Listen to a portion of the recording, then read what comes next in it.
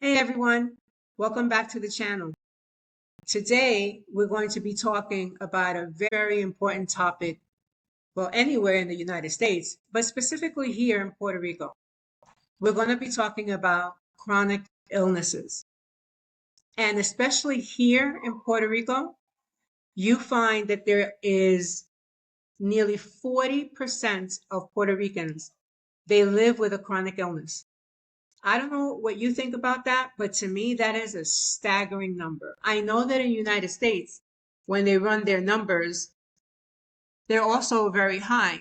But I guess because I too have a chronic illness, that when I see this, I go, that's a lot of people that have chronic illness, which now we have to think about healthcare and we have to think about medication and we have to think about community resources. And we have to think about doctors and hospitals. I mean, there's a whole gamut of things now that we have to consider. Living with a chronic illness here in Puerto Rico can be tough. I'm not going to deny that. But I've got some game-changing tips for you that are going to help you thrive and enjoy life to its fullest. I mean, if you're here, right, you want to enjoy the beaches. If you're able to do some jet skiing, you want to go jet skiing. If you can snorkel, you want to go snorkeling, right? If you like the ATVs, you want to be on your ATV. So I think that this topic is really very important because it'll showcase how many Puerto Ricans here on the island actually suffer from these chronic diseases. For many residents here on the island, living with a chronic illness is not just a passersby concern. It's a daily concern. Think about moving to a new place, even if you were in the States, right? And now you have to find a place where you get your medication and you get, the emergency room, the doctors, hospitals, all of that. And then it depends where you live. It's the same is true here. Depending on where you live, healthcare can be a little bit more challenging or it may not be challenging at all. Again, demographic plays a very big part in how quickly, one can find medical care. I had explained to all of you in a previous video that I was able to find very good doctors, rheumatologists. I was able to be seen quickly, efficiently. I was able to get my medications. I found physicians that would listen to me. And someone who has rheumatoid arthritis and has had it for, you know, almost 3 decades now, it is one of those things where you do worry because you want to make sure that you do have the prescriptions that you need. You do need to make sure that you have the support system that you need. And the nice thing here now here in Puerto Rico is that there is support system here. It actually makes it a lot easier because dealing with a chronic illness is already overwhelming enough. We need the support, right? And we need to make sure that community is behind us, family is behind us.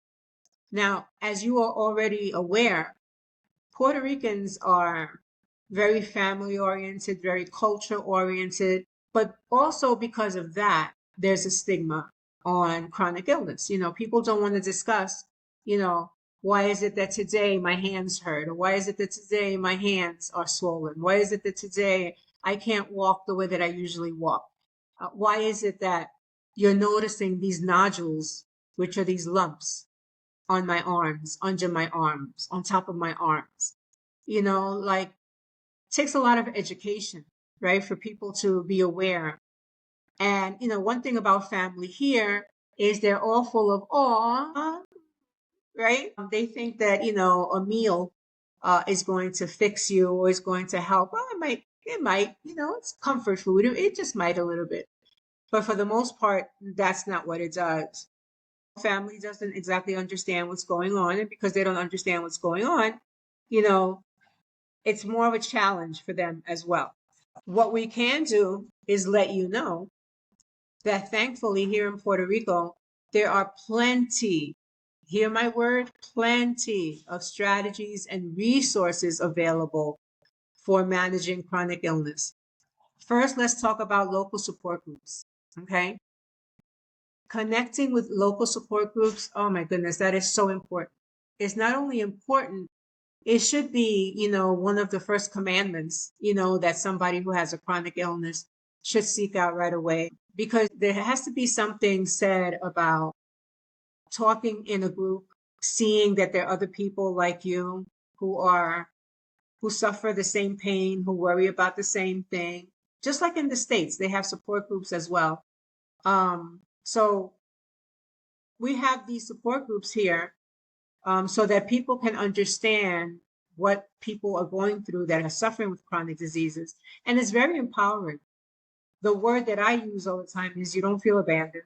You feel like you have people in your corner that actually understand your moodiness, understand, the different types of pain involved, because you are as you think you are. I was diagnosed with RA, like I said, almost 30 years ago. And my first doctor in Long Island, New York, told me to get ready, order my wheelchair, have my family get ready for this, because I was never going to walk again. I was not going to have quality of life. This was a doctor, mind you. Can you imagine how I felt? Mindfulness plays a very big role. I'm going to tell you a story about an acquaintance of mine, and her story deals a lot with resiliency. She became newly diagnosed with rheumatoid arthritis. And so she was devastated. She was overwhelmed. She was confused. She wasn't sure exactly what was happening to her. She didn't understand that it was an autoimmune disease. But because she decided to take control of her health, she decided to look for the type of help that she knew she needed. She decided to speak to the doctors, not the doctors speak to her. She decided to express to the doctors what it was that she needed and why she needed it. And thankfully, doctors did listen to her and did help her then. So that was a really good thing. Now, managing chronic illness, it comes with its hurdle, but it can be done. As long as you're not doing this journey by yourself, it can be done. The most important thing here is to do what's right for you and your health. So I hope that this information came in handy so that you do understand that you can live here in Puerto Rico with a chronic illness. You can live with quality of life. You can do the things that you want to do. Again, listening to your doctors, taking the medication that you need, and then just taking it from there. There's really not much else that you can do, because unfortunately the word chronic already tells us all that it's an illness, right? That is going to be with us for a very long time.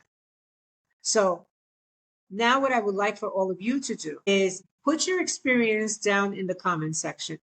I'm sure you know somebody who has a chronic disease or who has been suffering with a chronic disease, even if it's in the States or abroad.